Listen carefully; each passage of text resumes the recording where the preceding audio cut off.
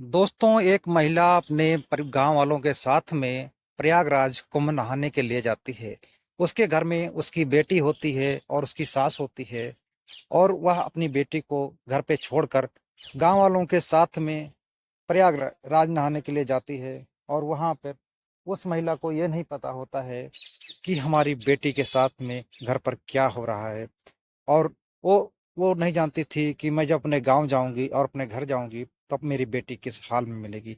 दोस्तों, उसकी बेटी के साथ में दो लड़के जो हैं पूरी रात हैवानियत करते रहते हैं। आइए जानते हैं पूरा मामला। घटना में आगे बढ़ें इससे पहले आप लोगों से एक छोटी सी रिक्वेस्ट है। आप लोग अगर चैनल पर नए हैं तो चैनल को जरूर सब्सक्राइब करिएगा और वीडियो को लाइक करना मत भूलना। दोस्तों, आज की जो कहानी शुरू होती है बिहार के लखीसराय गांव के रहने वाली एक महिला जिसका नाम कविता होता है और उसकी एक बेटी होती है जिसका नाम रिंकी होता है। रिंकी की उम्र जो होती है 20 साल होती है और उसकी कविता के जो पति होते हैं वो बॉम्बे में रहकर नौकरी किया करते हैं। और जो उसकी सास होती है उसको जो है थोड़ा कम दिखाई और सुनाई पड़ता है। इस तरह से परिवार में 3 लोग होते हैं। अब जिस तरह से सबको पता है कि उत्तर प्रदेश के प्रयागराज में जो है महाकुंभ लगा हुआ है। लोग भारत दुनिया भर के लोग भारत के जगह जगह से वहां पर नहाने के लिए जाते हैं। इसी तरह से लखीसराय गांव की रहने वाली कविता जो है उसके गांव के भी काफी लोग प्रयागराज नहाने के लिए आते हैं।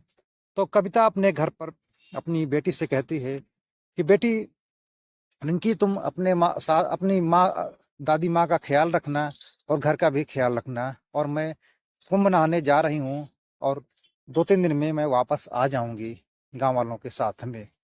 वो लड़की जिसका नाम रिंकी होता है वो कहती है कि ठीक है मम्मी, अगर आप जा रही हो तो जाओ, लेकिन मुझे कोई ज़रूरत पड़ेगी तो मैं कैसे आपसे बात करूंगी। ना तो कोई घर पे फ़ोन है, फ़ोन एक ही है जिसे आप लेकर जा रही हो। वो महिला कहती है कि ठीक है, मैं तुम्हारे लिए दूसरा फ़ोन ले आ देती हूँ। वो अपनी बेटी के साथ में जाती है रिंकी के साथ में और उसके लिए एक यानी सस्ता यानी कि बटन कीपैड वाला फ़ोन ले लेती है जो 1500-1600 का आ जाता है। उसको दे देती है और उसके बाद में वो महिला जो है कविता अपने गांव वालों के साथ में प्रयागराज नहाने के लिए कुंभ चली जाती है। वहां जाने के बाद में वो लोग नहाते हैं, घूमते टहलते हैं। इधर जो उसकी बेटी रिंकी होती है अपने एक बॉयफ्रेंड को फोन कर देती है और जिस वो आ जाता है अपने दोस्त के साथ में, उससे बातचीत करती है और कहती है कि अभी तक तो हम दिन में मिला करते थे, लेकिन आज मौका है, जो माँ है वो प्रयागराज नहाने के लिए गई हुई है और तुम आओगे नहीं। उसका जो बॉयफ्रेंड होता है जिसका नाम कमलेश होता है, कमलेश और उसका दोस्त जो है वो कहता है कि ठीक है, क्यों नहीं आऊँगा, अगर आप कह रही हो तो मैं ज़रूर आऊँगा। अब कविता को रिंकी को ये नहीं पता था कि उसका दो वो जो कमलेश है वो मेरे साथ क्या करने वाला है। वो अपने दोस्त को लेकर आता है। जैसे शाम होती है, रिंकी अपने खाना पीना बनाने के बाद में अपनी दादी को और अपने खुद खाना पीना खा के अब वो बैठ जाती है। अपने दोस्त को फ़ोन कर देती है। कमलेश जो है वो अपने फ्रेंड के साथ में आ जाता है। उसका एक दोस्त होता है और वो दोनों जब आ जाते हैं तो रिंकी देखते ही दंग रह जाती है और कहती है कि ये कौन है। और कमलेश कहता है कि ऐसा है कि ये मेरा दोस्त है, जिस मान लो हम दोनों में कोई अंतर नहीं है, हम दोनों बहुत जिगरी यार हैं, ये हमारा बहुत जिगरी यार है। अब हमारे दोनों में कोई फर्क नहीं है, जैसे मैं वैसे ये। रिंकी कहती है कि कुछ भी हो, मैं तुमको अकेले बुलाई थी तो तुम इसको लेकर क्यों आए हो। कमलेश कहता है कि कोई बात नहीं, ये भी रहेगा हमारे साथ में। और रिंकी कहती है कि फिर भी ये नहीं रहेगा, आप इसको यहाँ नहीं रख सकते हो, इसको लेकर जाना पड़ेगा। बार बार जिद करने के बाद में कमलेश कहता है अच्छा ठीक है, तुम हमारे लिए चाय बना दो, क्योंकि हम उतनी दूर से ठंड में आए हैं और अब ऐसे थोड़ी जाएंगे। अब रिंकी चाय बनाने के लिए जाती है और ये चाय बना के ले आती है। इधर दोनों दोस्त जो है कमलेश और उसका दोस्त बात करते हैं कि आखिरकार यार ये बताओ कि पैसे तो सारे मैंने खर्च किया, कमलेश का दोस्त बोलता है, और तुम ऐसे कैसे घर चले जाएंगे। अब वो कहता है कि यार चलते हैं, लेकिन कहता है कि तुम रुको। अब इधर जो चाय पीने के बाद में वो फिर से रिक्वेस्ट करता है रिंकी से कि यार ये बाहर ही सो जाएगा, मैं अंदर सोऊंगा दोनों, लेकिन ये बाहर सो जाएगा, कोई बात नहीं। लेकिन रिंकी एक भी नहीं सुनती है। वो कहती है खबरदार, आप इसको यहाँ से लेकर जाइए। दोस्तों, कमलेश वो लड़का होता है जो रिंकी से उसकी शादी होने वाली थी, और इसी कर से उसका घर जो है कमलेश के, जो कमलेश होता है उसका घर और रिंकी का घर लगभग 7-8 किलोमीटर की दूरी पर होता है, और इसके घर जो है कमलेश का आना जाना लगा रहता है। अब इसी कारण से अब ये अब इसके घर पर पहले से इसकी जान पहचान होती है, और ये चला आता है। लेकिन अब वो दोनों जो हैं जाने के मूड में नहीं होते हैं, पूरी तैयारी से आए होते हैं। और इधर जो है जब रिंकी को जान जाते हैं कि रिंकी अब नहीं मानने वाली है, तो उसको कमरे में धक्का दे देते हैं और बिस्तर पर उसको लिटा देते हैं। और ये दोनों दोस्त मिलकर उसके हाथ पैर बांध देते हैं और उसके मुंह में कपड़ा ठूंस देते हैं। अब इस तरह से उसके साथ में हैवानियत करते हैं, और पूरी रात हैवानियत करते रहते हैं, ड्रिंक वगैरह भी करते हैं, नशा करते हैं। और जब यानी वो रिंकी जो है बेहोश हो जाती है, जब उसको होश आता है, तब भी ये लोग दारू शराब पीते हैं, फिर ये लोग उसके साथ में हैवानियत करते हैं, पूरी रात हैवानियत करते हैं। सुबह हो जाती है, सुबह होने के बाद में सुबह होने वाली होती है, करीब 4 साढ़े 4 बजे का समय होता है। तब बताया जाता है कि रिंकी जो है वो बेहोश में होती है, तो इसका दोस्त जो कमलेश का होता है कहता है कि यार इसका क्या करेंगे, अगर ये होश में आएगी तो सब चीज किसी को बताएगी और हम लोग अंदर हो जाएंगे हमेशा हमेशा के लिए। लेकिन जो कमलेश होता है कहता है यार ये ऐसा नहीं होता है, मैंने सुना है कि जो लोग बेहोश हो जाते हैं और जब होश में आते हैं तो उनको कुछ याद नहीं रहता है कि उनके साथ में क्या हुआ था। इस कारण से काफ़ी बहस होती है दोनों में, लेकिन फाइनली डिसीजन जो है दोनों ये लेते हैं कि चल यार होश में आएगी तो कुछ नहीं बताएगी। इस बात पर दोनों तय कर कर वहाँ से चले जाते हैं। अब इधर सुबह हो जाती है। अब जो रिंकी की दादी होती है उसको लगता है कि बेटी आज कभी इतनी देर तक नहीं सोती है, आज देर तक क्यों सो रही है। और उस कमरे के ही बगल में होता सारी एक कमरे के बगल में ही दूसरा कमरा होता है जिसमें रिंकी होती है, और उसके साथ में हैवानियत होती रहती है, और उसकी दादी को भनक तक नहीं लगती है। अब दोस्तों उसके बाद में उसकी दादी उठती हैं, देखने जाती हैं, कमरे का दरवाजा खुला होता है, और देखती हैं तो देखते ही दंग रह जाते हैं, उनके पैरों तले जमीन खिसक जाती है। उनकी पोती जो होती है ये ऐसी हाल में होती है, वो उनको समझने में जरा सी भी देर नहीं लगती है कि बेटी के साथ में कुछ न कुछ हैवानियत हुई है।